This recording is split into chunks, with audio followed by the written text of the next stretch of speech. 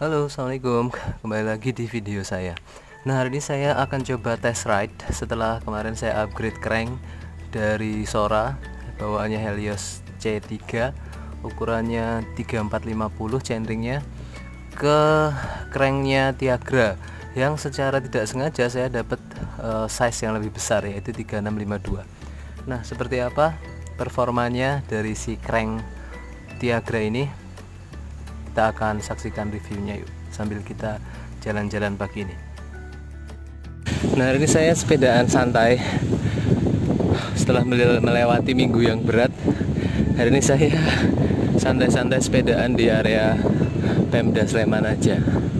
Nah, belum berani jauh juga karena emang belum punya kesempatan buat test ride si crank Tiagranya. Kombinasi crank Tiagra yang secara kebetulan saya dapatnya itu ukurannya 3652. Saya coba test ride hari ini. Ternyata bener masih ada settingan yang belum pas, yaitu di FD nya. Front derailleurnya masih kurang kenceng dikit, jadi ada bunyi nggak nyaman pas di gear paling berat. Oke, kita akan lanjut. Nah, ini lapangan Pancasila, lapangan Pemda, tahu namanya apa. Dan sini banyak juga yang olahraga jogging. Pemda Sleman Loop, mungkin lapangan Pemda Sleman Loop. Nah, apa sensasinya atau apa bedanya si crank Sora dan crank Tiagra? Ada beberapa hal yang bisa saya review sejauh ini. Yang pertama adalah dari sisi bobotnya. Dari sisi bobotnya ternyata crank Tiagra itu menambah sekitar 100 sampai mungkin 110 gram. Ya, simpangannya sekitar 10 gram lah toleransi simpangannya. Lebih berat daripada crank Sora ST 3500 ya. Yang saya pakai, yang merupakan bawaannya dari si crank Tiagra ini. Dari kerugiannya adalah bobotnya, berarti bobotnya emang bertambah berat sedikit, bertambah berat 100 gram. Sisi keuntungannya adalah yang pertama, karena dia sudah pakai bottom bracketnya Shimano RS 500, sensasi loncernya benar-benar kerasa beda dari crank Sora, beda juga dari crank Pro Wheel yang bawaannya Stratos S2. Ini loncer bener-bener loncat, enak. Dan juga karena chainringnya lebih besar, dia chainringnya itu 3652. Saya bisa dengan lebih mudah mendapatkan kecepatan yang lebih tinggi. Nanti saya akan coba share satu screenshot saya. Saya punya satu rute yang saya buat dari Pasar Sleman ke pertigaan pom bensin. Nah, nanti kita akan coba lihat saya dapat personal record atau enggak. Oke. Yang pertama sisi beratnya, yang kedua negatifnya adalah beratnya, yang positifnya adalah kelonceran dan cranknya yang lebih besar. Saya emang belum tes untuk nanjak ekstrim, misalnya ke Kaliurang atau ke Klangon atau ke Suroloyo dengan crank 3652 ini. Tapi kayaknya sih masih kuat tetepan. Kalau kita pindah ke 36 lalu pakai gear paling besar di belakang, saya punya 32, kayaknya masih bakal kuat buat narik si sepeda ini sampai Suroloyo. Sebenarnya pagi ini saya agendakan ke Suroloyo, tapi teman-teman Stratos bilang kurang begitu menguntungkan kalau kita climbing di musim hujan karena emang licin. Nah, ternyata hari ini malah panas dan cerah banget. Jadi harusnya saya emang climbing ke Suroloyo dengan crank ini. Oke. Mungkin minggu depan mungkin ya kita coba climb ke Suroloyo, karena emang udah sekitar selapan kita nggak ke Suroloyo. Biasanya saya selapanan Suroloyo, jadi setiap 36 hari sekali saya agendakan ke Suroloyo. Tapi ini udah lebih dari selapan nih nggak nengok Suroloyo. Oke, minggu depan kita ke Suroloyo. Nah, ini adalah contoh kelancarannya dari si Tiagra. Dia benar-benar loncer. Saya pakai gear besar, gear depan paling besar, dan gear belakang agak lebih ringan supaya bisa mendemonstrasikan kelancaran sepedanya. Well, nanti kita lanjut lagi, jalannya agak rame dulu.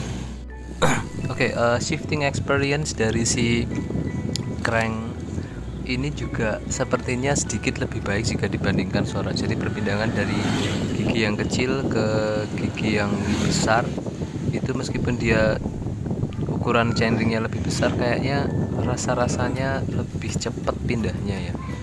Mungkin kalau FD-nya saya ganti ke Tiagra juga atau kayak yang lebih bagus, mungkin bisa lebih cepat lagi pindahnya. Saya masih ngerasain delay pas pindah gigi di depannya. Nah, rantainya juga nggak saya tambah panjang, hanya saja memang di ukuran yang kemarin, di ukuran crank kemarin yang 3450 itu rantainya agak kepanjangan, jadi masih kadang-kadang ngayun, terlalu sering ngayun dan kena lengan ayunnya. Jadi dengan di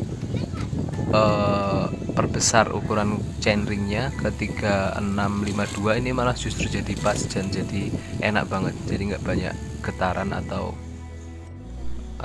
bunyi-bunyi yang nggak nyaman pas dia itu ngayun atau pas dia buat jalan, utamanya ketika dia itu depannya pakai gear kecil dan yang belakangnya juga gear paling kecil yang sebenarnya cross chain ya. Memang biasanya wajar kalau kita cross chain, gear depan paling kecil, gear belakang paling kecil, itu akan ada suara nggak nyaman di FD-nya dan juga rantainya itu otomatis terlalu kendor, jadi kadang-kadang mengenai lengan ayunnya. Oke, saya berhenti di satu titik, ini di area sebelah selatan Kampung Flori. Ngopi sebentar, ada warung kecil di situ, teman-teman juga bisa nongkrong di sini, udaranya enak karena emang masih cukup pagi dan jalannya nggak terlalu ramai, jalannya halus. Menurut saya sih kecepatan yang saya dapatkan tadi, kebetulan yang di segmen Pasar Sleman ke pom bensin itu nggak terekam karena saya nggak tahu, mungkin serafanya agak kurang akurat atau mungkin sinyal saya pas nggak bagus jadi nggak kerekam. Tapi saya yakin di area itu sebenarnya saya tadi push cukup lumayan dengan kondisi sepeda yang FD-nya masih belum di setel dengan benar, itu dia bisa melaju sepertinya lebih cepat daripada speed saya biasanya. Mungkin nanti di video berikutnya saya akan coba test ride dengan jarak yang lebih jauh, karena hari ini sudah mampir ke Mbak Nur Hayati tadi buat ngeset, ke Nur Hayati Bike buat ngeset FD-nya, sudah diset sama Coach Lani sama Bang Harun, jadi udah siap buat diajak gas-gasan lagi. Mungkin pertengahan minggu mungkin ya saya akan coba jalan. Tadi diajak jalan Pak Ustadz sebenarnya ke Klaten karena Pak Ustadz ternyata Helios C3 nya laku, jadi goes perpisahan. Tapi saya nggak bisa karena kesiangan, memang minggu ini cukup berat, banyak kerjaan. Diajak juga sama Om Yogi yang pakai trek Emonda ALR ke Muntilan, goes perpisahan juga karena sepedanya laku. Saya nggak tahu kenapa teman-teman sepedanya pada laku semua ya. Tapi memang akhirnya yang pada suka sepeda dan masih sepedaan, ini sedang musimnya untuk upgrade sepeda. Om Yogi katanya mau upgrade ke karbon, Pak Ustadz juga katanya mau upgrade ke karbon. Saya masih puas pakai ini aja. Oke, nah jadi kesimpulannya menurut saya ada kelebihan dan ada kekurangan dari pergantian crank Sora ke Tiagra ini. Kekurangannya adalah dia bobotnya lebih berat pasti. Ya, kelebihannya menurut saya bottom bracketnya lebih loncer, jadi lebih enak. Kemudian chainringnya yang besar juga memberikan kita kesempatan untuk bisa menambah average speed menjadi lebih tinggi. Terus yang ketiga, seenggak-enggaknya pergantian crank ini memberikan kesan lebih modern, karena emang cranknya C3 itu masih Sora lama yang masih kelihatan lempengan chainringnya. Oke, jadi secara fashion nambah dikit lah. Oke, nah mungkin itu dulu review saya soal upgrade crank di Helios C3 dari Sora ke Tiagra 3652. Oke, terima kasih. Jangan lupa tetap sepedaan. Meskipun kesiangan nggak apa-apa, tetap sepedaan. Assalamualaikum.